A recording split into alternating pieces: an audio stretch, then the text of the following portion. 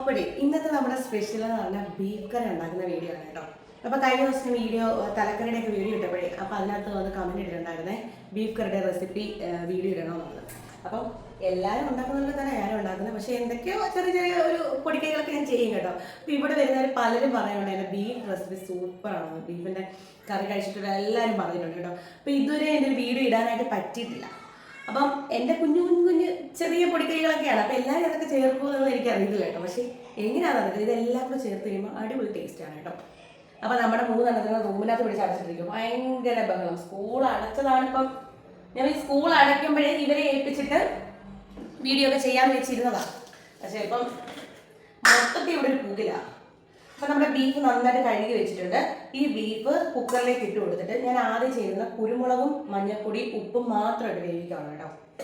അത് നമുക്ക് ഇട്ട് കൊടുക്കാം. അപ്പോഴേ ഈ ബീഫ് കറി വെക്കുമ്പോൾ മെയിനായിട്ട് ശ്രദ്ധിക്കേണ്ട കാര്യം എന്നുണ്ട്, എല്ലാം കൂടെ വാരി വലിച്ച് ചെയ്യാൻ നിൽക്കരുത് കേട്ടോ. സ്റ്റെപ്പായിട്ട് തന്നെ ചെയ്യുക.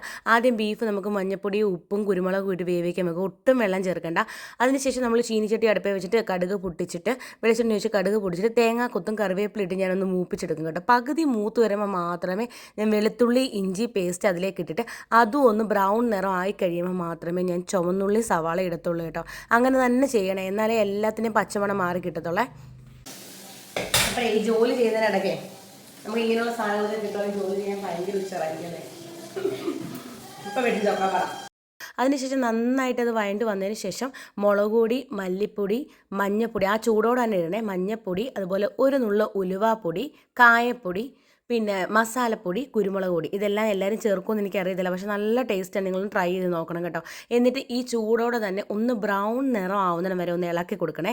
ചെറിയ സിമ്മിലൊന്ന് കത്തിച്ചോ കേട്ടോ, അടുപ്പ് കത്തിച്ചോ, എന്നാലേ അതൊന്ന് മൂത്ത് കിട്ടത്തോളെ. അതിനുശേഷം ഞാൻ ഇതിലേക്ക് ചൂടുവെള്ളം ഒഴിച്ചു കൊടുക്കുന്നുണ്ട്. നിങ്ങൾക്ക് വേണമെങ്കിൽ ഈ ഒരു സ്റ്റെപ്പ് സ്കിപ്പ് ചെയ്യാം കേട്ടോ. നമ്മുടെ ബീഫ് ഞാൻ ഫുള്ളായിട്ട് വേവിച്ചിട്ടില്ല, ഒരു പകുതി വേവേ ആക്കിയിട്ടുള്ളൂ കേട്ടോ. ഇപ്പം നമുക്ക് പൊറോട്ടയ്ക്കോ അങ്ങനെ ചാറ് കറിയായിട്ട് കിട്ടണമെന്നുണ്ടെങ്കിൽ ഇത്തിരി വെള്ളം കൂടെ തിളപ്പിച്ചൊഴിച്ചിട്ട് നമുക്ക് എന്ത് ചെയ്യാം, ഈ ഒരു അടുപ്പിലേക്ക് തന്നെ ഈ കുക്കറിലേക്ക് തന്നെ ഇതെല്ലാം ഒഴിച്ചു കൊടുത്തിട്ട് ഒന്നും കൂടെ വേവിച്ചെടുക്കണം നന്നായിട്ട്, എന്നാലേ ഈ അരപ്പെല്ലാം ബീഫിലേക്ക് പിടിക്കത്തുള്ളൂ കേട്ടോ.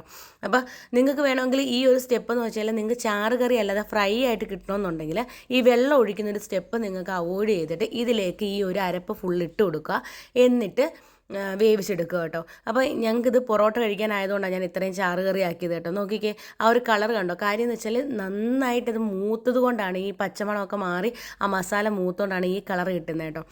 അപ്പോഴേ നിങ്ങൾക്ക് നല്ല ബീഫ് ഫ്രൈ ആണ് ഇഷ്ടമെന്നുണ്ടെങ്കിൽ ആ വെള്ളം ഒഴിക്കുന്ന ആ ഒരു സ്റ്റെപ്പ് അങ്ങ് സ്കിപ്പ് ചെയ്യുവാണെങ്കിൽ നല്ല ബീഫ് ഫ്രൈ നമുക്ക് റെഡിയായി കിട്ടും കേട്ടോ. അപ്പോൾ വീഡിയോ ഇഷ്ടമാണെങ്കിൽ ലൈക്ക് ചെയ്യാൻ മറക്കല്ലേ.